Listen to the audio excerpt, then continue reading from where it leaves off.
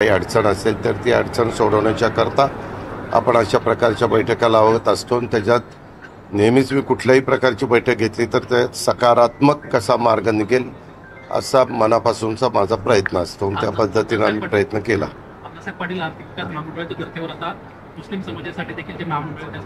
त्याच्यामध्ये पाठीमागच्या काळामध्ये तिथं आपण केंद्रातनं आपल्याला निधी मिळायचा, तो निधी आपण द्यायचो, परंतु तो निधी देत असताना त्याची वसुली चांगली नसल्यामुळं केंद्राने तो निधी पुढचा द्यायचा थांबवलेला आहे.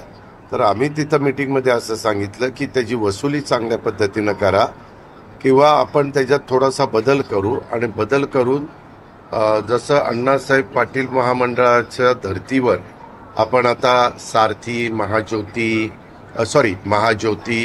बार्टी आणि इतर आरटी इतर संस्थांच्या मध्ये जी भूमिका घेतलेली आहे त्या प्रकारे तिथं घेऊ. म्हणजे त्यांनी कर्ज काढायचं बँकेचं, बँकेला हमी द्यायची आणि व्याज 5 वर्षाचं सरकारने त्या बाबतीमध्ये भरायचं, पण त्याचं लिमिट किती असावं आणि त्याचं व्याजाचा किती भार सरकारने उचलावा ह्याबद्दलची कॅबिनेट नोट तयार करून कॅबिनेट पुढे तो निर्णय होईल. कारण शेवटी कॅबिनेट सर्वोच्च असते, तिथं तो निर्णय होईल. आणि दरवर्षी साधारण किती लाभार्थींना तो लाभ मिळाला पाहिजे ह्याची पण संख्या ठरवली जाईल.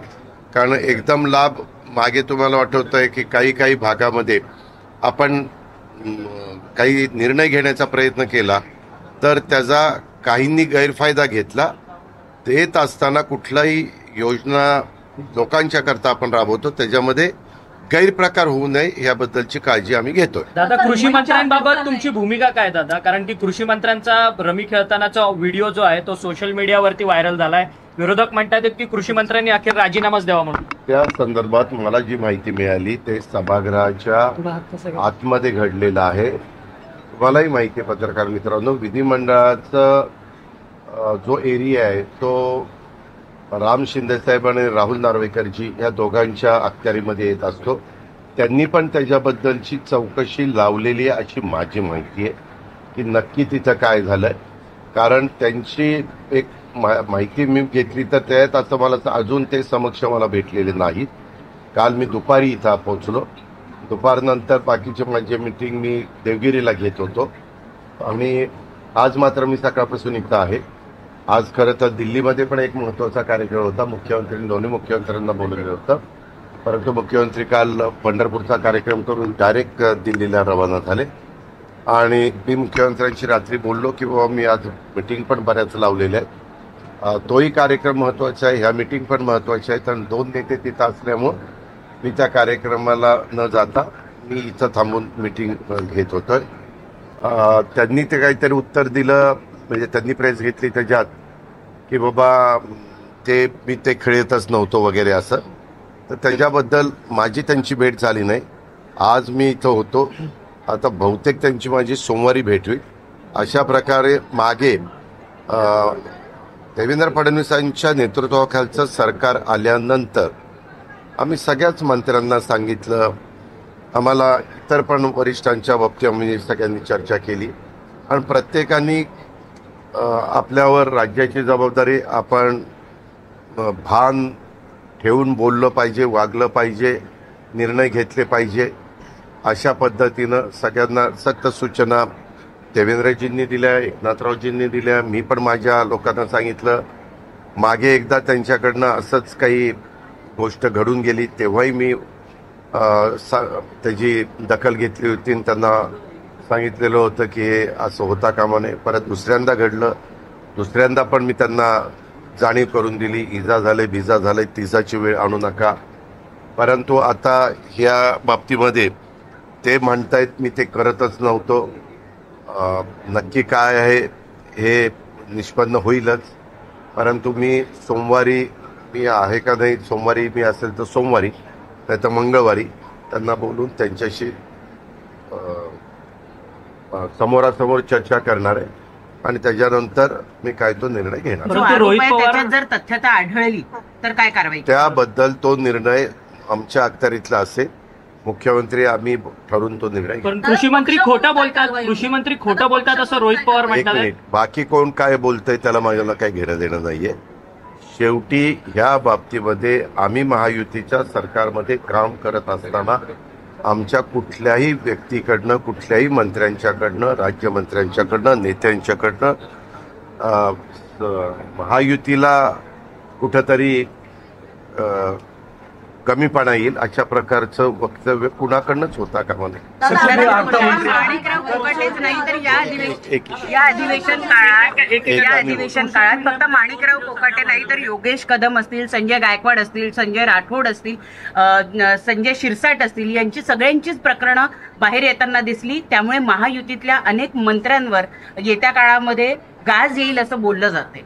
याबद्दलचा निर्णय आपल्यालाही पत्रकार मित्रांनो माहिती आहे की राज्याचे मुख्यमंत्री कुणी असले, मागे जसं एकनाथराव शिंदे होते, आता देवेंद्रजी आहे, मुख्यमंत्री महोदयांचा तो अधिकार असतो. आता हे मुख्यमंत्री असतील किंवा मागचे एकनाथरावजी असतील, ते तिघांशी चर्चा करायचे, त्याबद्दलचा निर्णय घ्यायचे. त्याबद्दल शेवटी हे 3 पक्षाचं सरकार आहे. इतर पण मित्रपक्ष RPI आणि इतर पण आहेत, त्याच्यात नाही असं नाही. पण याबद्दल सहसा काही घडलं तर NCPच्या मंत्र्यांच्या बद्दल घेतलं तर त्याची जबाबदारी राष्ट्रवादी काँग्रेस पक्षावर जास्त असते. अर्थात राज्याचे प्रमुख म्हणून देवेंद्रजी त्याबद्दलचा निर्णय घेऊ शकतात. तसंच एकनाथरावजींच्या पक्षाच्या बाबतीतचा आहे आणि देवेंद्रजींच्या पक्षाचा.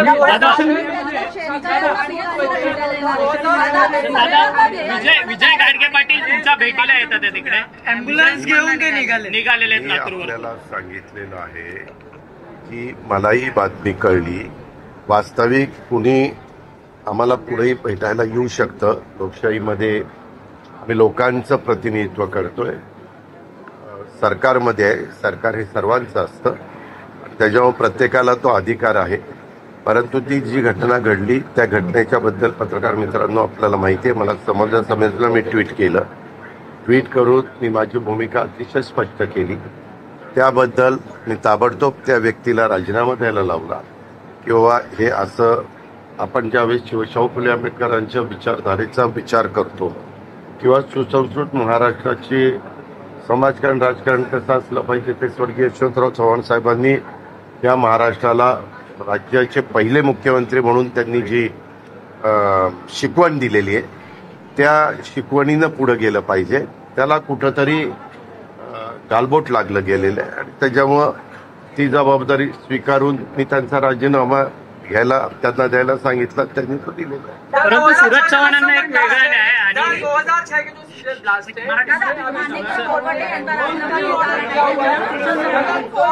सोशल मीडियामध्ये व्हायरल पाहिले असतील त्या व्हिडिओमध्ये स्पष्टपणे मंत्री आहेत ते त्या ठिकाणी पत्ते खेळत आहेत हे स्पष्टपणे दिसत आहे.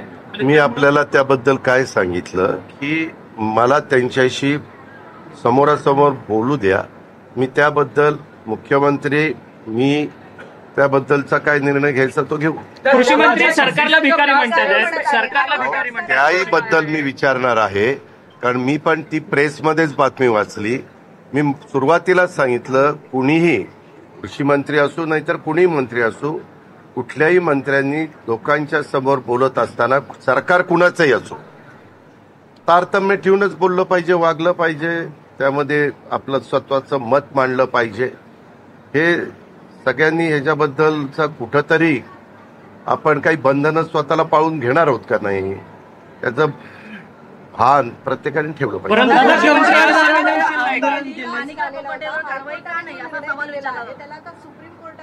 स्थगिती दिली कुठल्या याला Mumbai serial bomb blast train त्या संदर्भामध्ये तो निकाल लागला. शेवटी हायकोर्ट, सुप्रीम कोर्ट आपल्यामध्ये संविधान जे आहे त्याच्यामध्ये प्रत्येकाला न्यायालयामध्ये जाऊन न्याय मागण्याचा अधिकार आहे. वास्तविक त्याबद्दलची तयारी वेगवेगळी सरकार आली तेव्हापासून आतापर्यंत अनेक सरकार आली. तुम्ही बघितलं त्यात ही घटना घडली त्यावेळेस महाविकास आघाडीचं सरकार होतं, नंतर युतीचं पण सरकार आलं, त्यानंतर पुन्हा एक वेगळं सरकार उद्धव ठाकरे साहेबांचं आलं, त्याच्यानंतर पुन्हा एकनाथराव शिंदेंचं आलं, आता पुन्हा देवेंद्रजींचं आलं. अशा अनेक सरकारं येऊन गेली. मला वाटतं सुरुवातीला पृथ्वीराज चव्हाण साहेबांचं पण होतं किंवा सुशीलकुमार शिंदे होते, विलासराव देशमुख होते. कारण ही घटना घडल्यापासून तुम्ही जर बघितलं तर अनेक जण सुशीलकुमार शिंदे नाही, विलासराव देशमुख यांच्यापासून किशोर शिंदे 2004ला 3-4ला होते. सगळ्यांनी आपापल्या परीनं त्याच्यामध्ये ती केस कशी चांगली राहील आणि व्यवस्थितपणे सगळे पुरावे कसे सादर करता येईल याबद्दल पोलीस यंत्रणा पण काम करत होती. चांगले आपण वकील पण दिलेले होते. परंतु शेवटी न्यायव्यवस्थेचा तो निर्णय असतो. परंतु तो निर्णय ऐकल्यानंतर राज्याच्या प्रमुखांनी पण सांगितलं की आम्ही सुप्रीम कोर्टामध्ये जाणार आणि सुप्रीम कोर्टाला पुढं जाऊन पुन्हा तिथं ही केस मांडणार, चांगले वकील देणार आणि जे दोषी असतील त्यांना शासन कसं होईल हा प्रयत्न करणार. म्हणून छोट्या माशाचा बळी घेतला. काय माणिकराव कोकाटे यांच्यावरती कारवाई करता येत नाही म्हणून छोट्या माशाचा बळी घेतला असं वारंवार विरोधकांकडून सांगितलं जात आहे. हे दादांत खोटं आहे, ह्याच्यात अजिबात तथ्य नाहीये. मग दादा कृषी मंत्र्यांचा राजीनामा कधी घेणार? मी तुम्हाला सांगितलं ना, तुला मराठी कळतं का रे? मी मगाशी तुला सांगितलं की मी त्यांना सोमवारी किंवा मंगळवारी बोलवणार. सोमवारी मी आता असेल तर सोमवारीच मी बोलून घेईल आणि त्याबद्दल त्यांचं काय मत आहे ते पण त्या ठिकाणी जाणून घेईल आणि नंतर मी मुख्यमंत्र्यांशी बोलून पुढचे काय असेल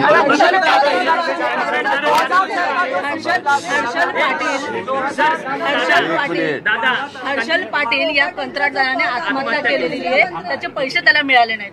आज सकाळच्या 10 वाजताची एक मीटिंग झाली. त्याला चीफ सेक्रेटरी आले होते. आम्ही बरेच जण होतो. प्लॅनिंग होतं, फायनान्स होतं, बरेच अधिकारी होते. मी आता सगळ्यांची नावं घेत नाही. त्यावेळेसच मी माहिती घेतली. ह्याबद्दल कॉन्ट्रॅक्ट दिलेलं आहे ते एका कॉन्ट्रॅक्टरला दिलं. माझ्याकडची जी माहिती उपलब्ध आहे त्याच्यात त्यांनी सब कॉन्ट्रॅक्टर नेमलेला आहे. आमचा संबंध येतो हा कॉन्ट्रॅक्टरशी येतो. उद्या तू कॉन्ट्रॅक्टर म्हणून काम घेतलं आणि तुला आम्ही काम दिलं, तुझे बिलं येतील तसे आम्ही तुला पैसे देणार. तू ह्याला सब कॉन्ट्रॅक्ट नेमलेला असेल, सब कॉन्ट्रॅक्टरला पैसे देण्याचा अधिकार आमचा नाही आहे, अधिकार तुमचा आहे.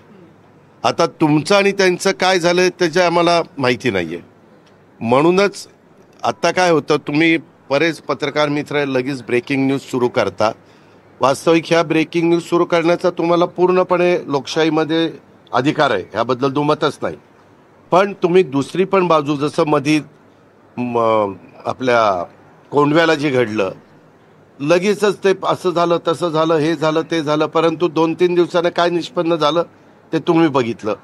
तसं ह्यामध्ये कोण कॉन्ट्रॅक्टर आहे, कारण मी तिथं विचारलं. जीवन प्राधिकरण, आपल्या जलजीवन ही जी योजना आहे ही केंद्र सरकारची योजना आहे. 50% केंद्राचा निधी, 50% राज्याचा निधी. आपण त्यांचा निधी येईल तसे आपण तिथं मॅचिंग ग्रँट देतो. कधी कधी आपण आपलेही पैसे तिथं अधिकचे देतो. त्यामुळं हे काही आम्ही त्यांना कॉन्ट्रॅक्ट दिलेलं नव्हतं. तरी पण एखाद्या व्यक्तीचा जीव जाणं किंवा त्यांनी स्वतः खुदकुशी करणं, आत्महत्या करणं, त्याच्यामागची नक्की काय कारणं आहेत ह्याबद्दलचा तपास पोलीस यंत्रणा करते. त्याच्यामध्ये काही मोबाईल पण चेक केले जातात किंवा मोबाईलमध्ये वेगळं काही आहे का, काही त्यानं लिहून ठेवलेलं आहे का, त्यांनी ते गोष्ट करायच्या आधी कुणाकुणाला फोन केलेले आहेत, काय त्यांचं संभाषण झालेलं आहे, अशा प्रकारचा सगळी माहिती पोलीस यंत्रणा त्या ठिकाणी मिळवती. पण मी आपल्या मार्फत राज्याच्या जनतेला सांगू इच्छितो, झालेली घटना अतिशय दुर्दैवी आहे. पण त्याला आम्ही काम दिलेलं नव्हतं. काम दुसरा कॉन्ट्रॅक्टर करत होता, त्याच्या हाताखाली हा कॉन्ट्रॅक्टर काम करत होता, अशी आज सकाळच्या 10च्या मीटिंगमध्ये माझी माहिती. कुठला एक मला सांग ना, कुठला कॉन्ट्रॅक्टर आहे, मला नाव दे ना. कुठल्या कॉन्ट्रॅक्टरचं बिल दिलं गेलं नाही त्याचे नाव दे. मला नाव द्या ना बाबा. आता अध्यक्ष त्याच्यामध्ये मी फक्त तुम्हाला एवढीच विनंती करतोय, मला यादी द्या की कुणाची बिल काय. असं नुसतं बोलणं खूप सोपं असतं, बिलं मिळत नाही. बिलं देण्याच्या करता काही नियम असतात. काम झालंय का, दर्जाचं झालंय का, त्याच्यामध्ये कुठली अडचण नाही ना, वगैरे ह्या सगळ्या गोष्टी तपासून त्याच्यामध्ये पण बिलं अलीकडच्या दिली काळातच अशी बिलं थकल्याचं थकलेले पाहायला मिळाले. जातात. आम्ही बिलं थकू देणार नाही. गुन्हा दाखल झालाय. तुम्ही काळजी करू नका, कुणावर कुठला ताण नाहीये. सरकार व्यवस्थितपणे जी काही जबाबदारी ते पार पाडतं. गोळीबारीचा गुन्हा दाखल झालाय. शंकर मांडेकर. दौंडमध्ये अंबिका कला केंद्रामध्ये दौंडमध्ये मी SP कडनं माहिती घेतली, ॲडिशनल SP कडनं माहिती घेतली. त्याच्यात पण बातमी कशी सोडता तुम्ही बघा, की एका महिलेला गोळी लागली, जखमी झाली. त्यांनी मला पुन्हा, मी म्हणलं नीट तपासा, तिला कुठं दवाखान्यात नेलंय का? ते म्हणले कुणी जखमी झालेलं नाही. आम्ही व्यवस्थित माहिती घेतली.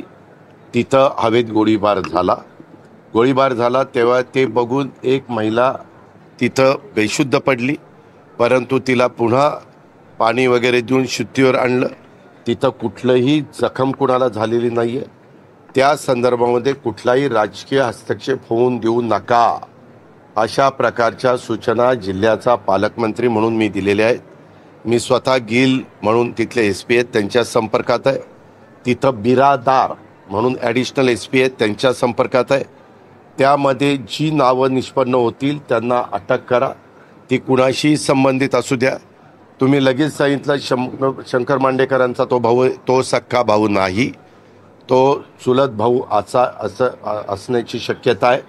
परंतु कुणी असू द्या, त्यामध्ये त्यांच्यावर ॲक्शन घ्यायला सांगितलेली आहे, त्यांना अटक करण्यात आलेली आहे. आणि पूर्णपणे त्याचा तपास, हे का घडलं, कशामुळं घडलं, का फायरिंग हवेमध्ये केलं गेलेलं आहे, आणि त्यांना तो त्यांच्याकडे लायसन आहे का, त्यांच्याकडे वेपन ठेवण्याचं, ह्या सगळ्या गोष्टी तपासायला सांगितल्यात.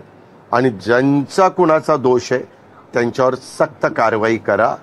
त्याच्यात जमलं तर मकोका पण लावा, इथपर्यंतच्या सूचना आपण दिलेल्या आहेत. प्रकरणामध्ये अरे कुठलं एक बीड जिल्ह्यात अहवाल समोर आलेला आहे. त्याच्यामध्ये जवळपास 16-17 वार त्या व्यक्तीच्या पाठीमागे होत आहेत. मी बीडचे पालकमंत्री आहात, त्या प्रकरणात काहीच कारवाई होत नाही. आपल्याला एक माहिती आहे, पालकमंत्री आत्ता मी झालो तिथं, ही घटना घडली, ही मागे घडलेली आहे. त्याचा जे काही रिपोर्ट आलेला आहे तो रिपोर्ट आत्ता वेगवेगळे चॅनल दाखवत आहेत, पेपरमध्ये आलेला आहे. ते सगळं वाचल्यानंतर अक्षरशः म्हणजे माणुसकीला काळीमा फासणाऱ्या घटना आणि अतिशय असंवेदनशील प्राणा कसा असू शकतो किंवा माणसं कुठल्या थराला जाऊ शकतात ते सगळं त्याच्यामध्ये पाहायला मिळतंय. त्याच्या संदर्भामध्ये पूर्णपणे केस गुन्हा दर्ज गेलेला आहे. ह्याच्यामध्ये पोलिसांच्याकडनं देखील पूर्ण जे काही FIR दाखल केल्यानंतर न्यायालयाच्या समोर जी काही मांडणी करायची असते त्याच्यात ह्या सगळ्या गोष्टीचा अंतर्भाव केला गेलेला आहे. आणि जो कोणी दोषी असेल त्याला त्याच्यामध्ये न्यायव्यवस्था निश्चितपणे कडक शासन करेल, हा आम्हाला विश्वास आहे, खात्री आहे. आणि ह्या पद्धतीनं सरकार तिथं बारकाईनं लक्ष ठेवून आहे. आता भाजपची भूमिका, भाजपचा चेहरा मलिन होतोय का असा प्रश्न आहे, कारण की महायुतीमधले अनेक नेते आहेत जे एकेका प्रकरणात गुंतले जातात, सध्या वादात आहेत, त्यामुळे भाजप अशी बातमी आपणच लावलेली आहे आणि आपणच त्या बातमीचा पुन्हा प्रश्न विचारता आहे. ते आम्ही आल्यावर देवेंद्रजींशी बोलू ना. देवेंद्रजी येतील, दिल्लीला गेलेले आहेत काल, आज त्यांचा दिल्लीला महत्त्वाचा कार्यक्रम आहे. ते आल्यानंतर आम्ही एकत्र बसू. शेवटी कुठल्याही सरकारची प्रतिमा ही समाजामध्ये चांगली राहण्याच्या दृष्टिकोनातनंच जे पक्ष त्याच्यात इन्व्हॉल्व असतात, जे मंत्री त्याच्यामध्ये सामील असतात, त्या सगळ्यांचीच ती जबाबदारी आहे, ती नैतिक जबाबदारी. पदासंदर्भात ज्या पद्धतीत कोकाटेंवरती अनेक आरोप लागले याआधी, त्यांच्या पदासंदर्भात वेगळा निर्णय घेतला जाऊ शकतो का? एक चर्चा सुरू आहे. मी माहिती घेतल्यानंतर त्याबद्दलचं तुम्हाला सगळ्यांना माहिती आहे, माझी मतं अतिशय स्पष्ट असतात. मी अजिबात कोणाला पाठीशी घालण्याचं काम करत नाही. मी चूकला चूकच म्हणतो, बरोबरला बरोबरच म्हणतो. एखाद्यावर अन्याय झाला तर त्याच्यावर अन्याय झाला असंच म्हणतो. याबद्दल तुम्ही सगळी काही माहिती द्यायचं काम केलेलं आहे. आता ज्या व्यक्तीच्या संदर्भात आहे त्या व्यक्तीला मी समोर बोलून त्यांचं काय म्हणणं आहे याच्याबद्दल ते जाणून घेईन आणि त्याच्यानंतरचा निर्णय आम्ही घेऊ. दादा सध्या राज्यामध्ये मराठी आणि हिंदी हा? गेल्या काही वर्षांपासून कृषी विभाग हा महाराष्ट्र शासनाचा अतिशय वादग्रस्त झाला आहे. अनेक म्हणजे धनंजय मुंडेंना राजीनामा द्यावा लागला तो काही कृषी विभागाचे आरोप होते. आता कोकाटे अडचणीत आलेले आहेत. नाही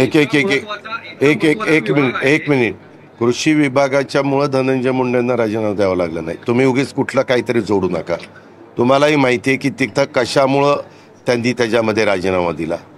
पण राज्यामध्ये सध्या मराठी आणि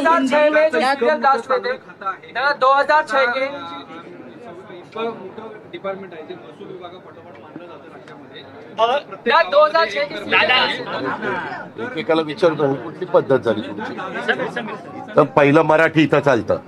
हा महाराष्ट्र आहे शिवशाहू फुले आंबेडकरांचा. ते झाल्यावर मग हिंदी.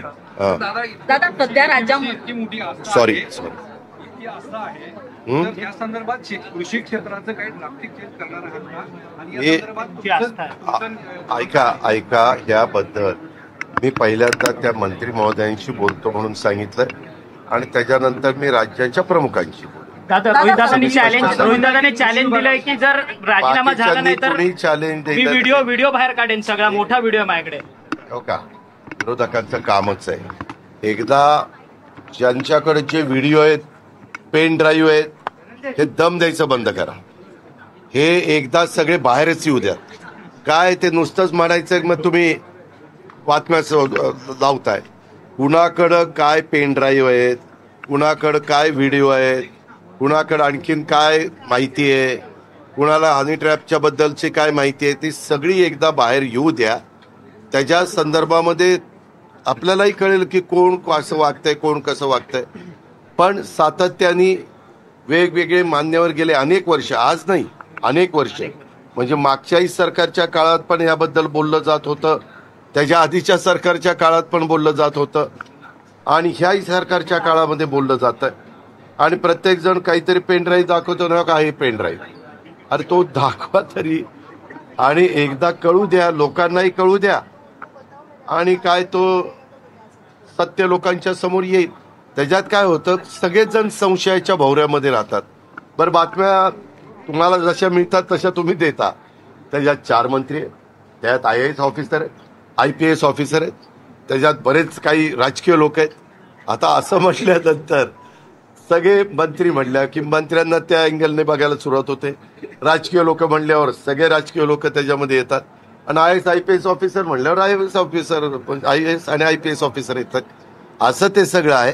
म्हणून मला असं वाटतं की एकदा काय वस्तुस्थिती आहे ती समोर येऊ द्या.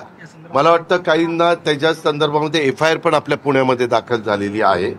लोढा का कोणतरी त्यांच्या विरोधात कोण तर ते त्यांच्या संदर्भात पोलीस यंत्रणा त्यांच्या पद्धतीनं हे करेल.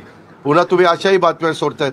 हे सरकार इतकं जोरात कामाला लागले की ते सगळं कसं आपल्या हातात येईल आणि कसं ते पेनड्राईव्ह आणि काय ते ज्या काही CD वगैरे असतील काय त्याबद्दलचा प्रयत्न करता. असं तुम्हीच बातम्या सोडता.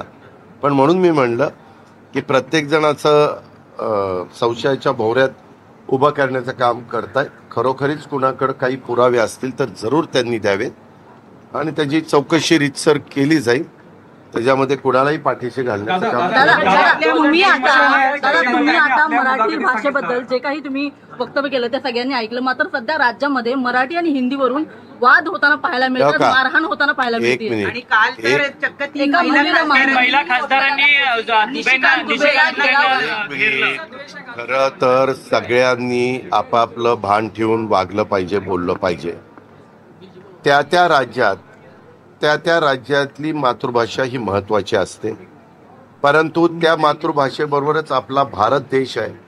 आपल्या भारतामध्ये त्यांच्या राज्याची मातृभाषा सोडल्यानंतर जर दुसरी कुठली भाषा चालत असेल तर ती हिंदी चालते आणि तिसरी भाषा कुठली चालत असेल तर ती इंग्लिश चालते. अशा प्रकारचं साधारण गणित आपण पाहतोय. तुम्ही पार जम्मू काश्मीर पासून कन्याकुमारीपर्यंत बघा, सगळीकडे हीच परिस्थिती आहे. प्रत्येकाला आपल्या मातृभाषेबद्दल अभिमान असला पाहिजे, आदर असला पाहिजे, प्रेम असलं पाहिजे, ती टिकली पाहिजे. तिला मराठी अभिजात भाषेचा दर्जा मराठीला मिळालेला आहे, त्याहीबद्दल आपण पंतप्रधानांचं अभिनंदन केलेलं आहे. परंतु हे आता ज्या काही गोष्टी घडतात की तुम्ही एक आहे, इथं राहणाऱ्यांनी पण त्यांना जर यदाकदाचित मराठी बोलता येत नसेल तर त्यांनी सांगावं हम महाराष्ट्र में रह रहे लेकिन इतना अच्छा हमें मराठी नहीं आता, लेकिन हम मराठी का आदर करते हैं. हमारी भाषा हिंदी है या अंग्रेजी है, लेकिन हम सीखने की जरूर कोशिश करेंगे. इतना बोला ना, कुछ वो गड़बड़ होने वाली नहीं है. लेकिन कभी कभी कोई रिएक्ट होता है, नहीं नहीं मैं नहीं बोलने वाला. ऐसा नहीं चलता. आप जहाँ काम करते हैं थोड़ा बहुत वहाँ का लोगों का क्या कहना है, उनका विचार क्या है, उसके बारे में भी उन्होंने सोचना चाहिए, विचार करना चाहिए. और खुशी खुशी में सबने एक दूसरे के साथ रहना चाहिए. राज्यपाल राजकीय भूमिका घेतात. राज्यपाल मराठी हिंदीच्या भाषेवरतून राजकीय भूमिका घेताना पाहायला मिळतात.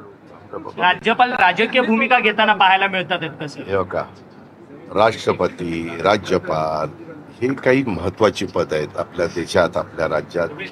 राज्यपाल हे आमच्या वरचं पद आहे. ते त्यांच्याबद्दल आम्ही काही टीका टिप्पणी करणं योग्य नाही. हा तू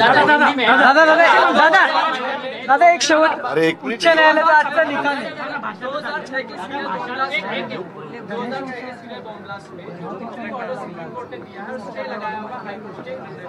जब ये फैसला आया उसके बाद कई जगहों पे मुस्लिम संगठनों ने खासकर उसकी तारीफ की कि हमारे लोगों को फंसाया गया था, लेकिन अब सुप्रीम कोर्ट ने कहा कि इंटरिम ऑर्डर स्टे डाला गया था. बराबर है.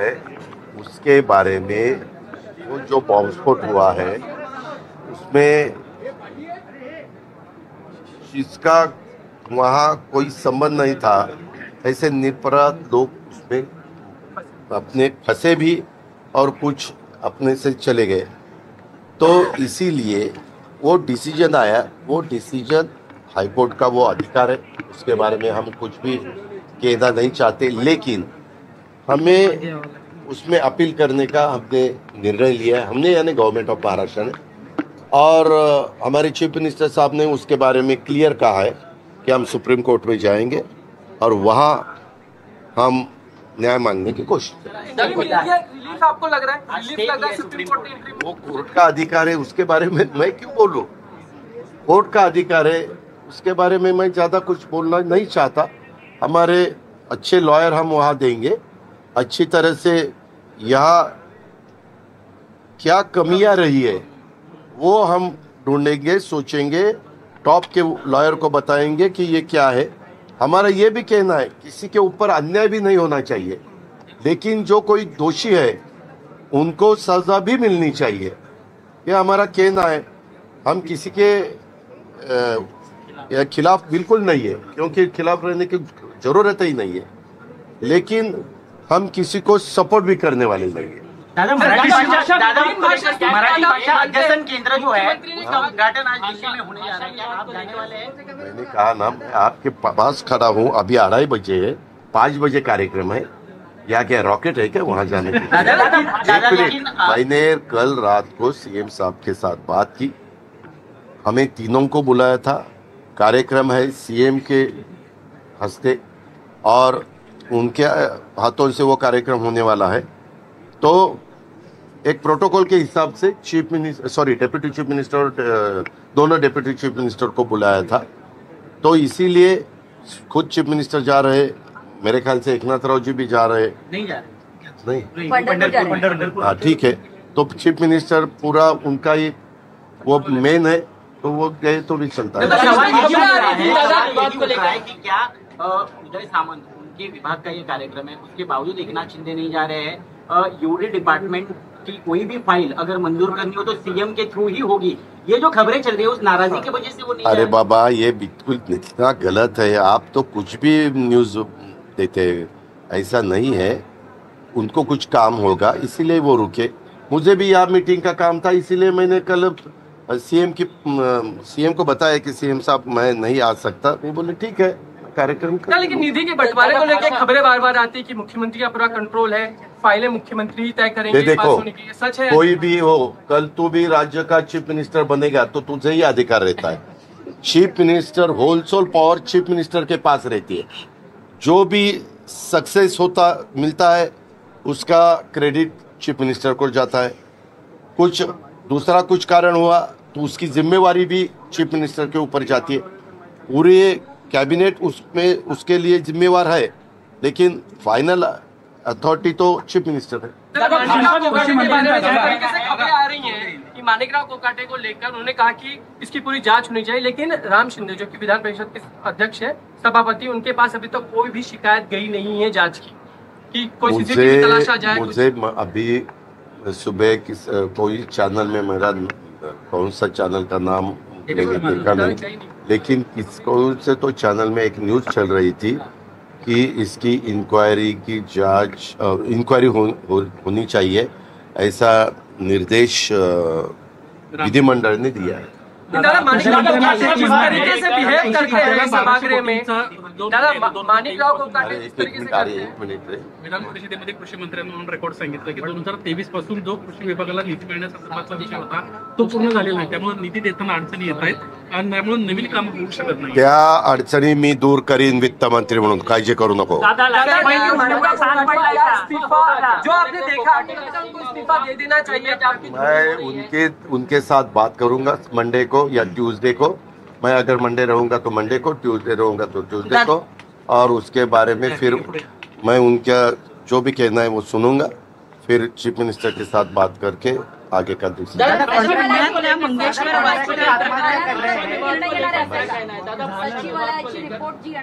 सचिवालय नाही, मंत्रालय रिपोर्ट जी येणार आहे त्याच्यानंतर मग तुम्ही निर्णय घेणार आहात का माणिकराव कोकाटे यांच्या नाही, तो मी कधी घ्यायचा तो मी ठरवेल ना बाई। तो आता मगापासून माझी प्रेसच ऐकली नाही। मी 50 वेळा सांगितलं की सोमवारी मी असेल तर सोमवारी मी त्यांच्याशी बोलीन, मंगळवारी असेल तर मंगळवारी बोलीन, वाटल्यास तुला पण बोलून घेईन। आम्ही दोघं आतमध्ये बसलोय तुम्हाला, अगं त्यांचं ऐकून तर घेऊ दे। आज एका कॅबिनेट मंत्र्याच्या संदर्भामध्ये सातत्याने वेगवेगळ्या गोष्टी न्यूज येत आहेत, त्याच्या संदर्भामध्ये काय त्यांचं म्हणणं आहे ते जाणून घेऊ दे, आणि त्याच्यानंतर मग मी मुख्यमंत्र्यांशी चर्चा करीन। सीएम साहेबांचं पण काय म्हणणं आहे ते जाणून घेऊन आम्ही निर्णय घेऊ। मंगेशकर हॉस्पिटलचं प्रकरण ज्यावेळेला आलं त्यानंतर शासनाने एक समिती नेमली की जी सुद्धा धर्मदाय हॉस्पिटल्स आहेत तिथल्या ज्या जागा या लोकांना, गरीब लोकांना मिळायला पाहिजे त्या मिळतायत किंवा नाही। न्यूज 18 लोकमत नेक्स्टिंग ऑपरेशन केलं, त्यात असं आढळलंय की पुण्यातले अनेक नामांकित हॉस्पिटल्स असे आहेत ज्याच्यामध्ये या जागा ज्या आहेत त्या सर्वसामान्य नागरिकांना मिळतच नाहीयेत। त्याऐवजी जी लोक धनाढ्य आहेत त्यांना मात्र त्या जागा दिल्या जातात, पैसे उकळले जातात। त्यामध्ये आमची विधिमंडळाची आमदारांची एक समिती आहे। दुसरी गोष्ट, सीएम ऑफिसनी पण ह्याच्याबद्दलचा एक हे तयार केलेला आहे, विभाग तयार केले, म्हणजे वैद्यकीय कक्ष त्यांनी पण सुरू केला आहे, एकनाथरावांनी पण सुरू केला आहे आणि माझ्याही ऑफिसने सुरू केला आहे। त्याच्यावर आम्ही सतत ह्याच्यावर लक्ष ठेवून आहोत। आणि मुख्यमंत्र्यांनी मागे एक मीटिंग घेत असताना त्यांनी सांगितलं की प्रत्येक ठिकाणी आपल्याला कळलं पाहिजे सार्वजनिक आरोग्य विभागाला की बाबा ह्या हॉस्पिटलमध्ये किती बेड, हे आपण सवलती 1 रुपया नाममात्र दरांनी जागा दिली आणि त्याच्यामध्ये ते आरक्षित बेड आहेत ते किती आहेत, तिथं कोण ॲडमिट आहे, आणि जर ते खाली गेलं म्हणजे खाली झालं की लगेच तिथं कळलं पाहिजे की हा खाली झाला। अशा पद्धतीनं आता फार त्याच्यामध्ये मायक्रो प्लॅनिंग केलेलं आहे। आपण तुम्ही म्हणताय कुठल्या चॅनलनी स्ट्रिंग ऑपरेशन केले, त्यांना तो अधिकार आहे, परंतु आमचे हे तिन्ही कक्ष त्याबद्दल फार बारकाईनं नजर ठेवून आहेत।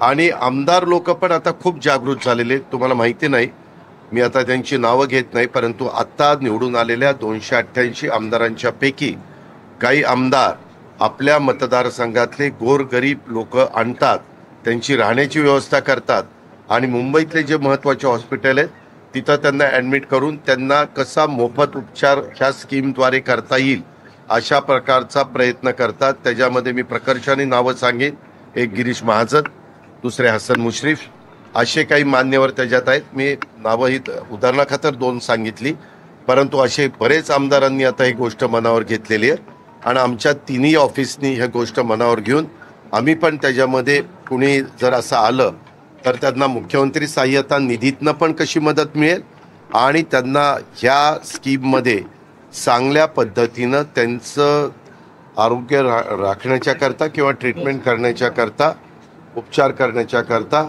सगळ्या सुविधा कशा देता येतील हे पण आम्ही बघतो.